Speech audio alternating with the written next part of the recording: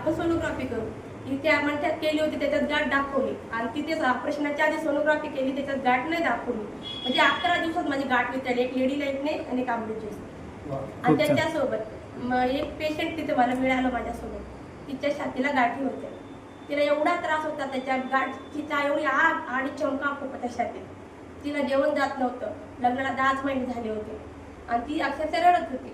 मग मला तिथे सोनोग्राफी डॉक्टर म्हणले, मॅडम तुमच्या 10 दिवसापूर्वीच्या सोनोग्राफी गाठ दाखवली आणि आता वितळलेली दाखवता, तुम्ही काही खाल्लं का? मी म्हटलं मी आयुर्वेदिक औषध घेतलं. म्हणले ते तुमची गाठ वितळली. तिने तेवढंच ऐकलं, माझा नंबर घेतला, ती तिच्या घरी, मी माझ्या घरी. 10 दिवसानंतर तिने माझे मोबाईलचे स्टेटस वगैरे व्हिडिओ बघितले. त्याच्यानंतर मला फोन केला, म्हणले ताई तुम्ही औषध कुठून घेतलं आणि मला पण द्या.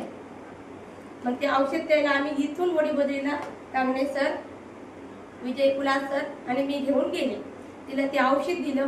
तिने 2 महिन्याचा कोर्स कंप्लीट केला. 3रा महिन्याचा अर्धा कोर्स झाला. तिला बी लेडी लाईफ केअर आणि अमृत ज्यूसच दिलं.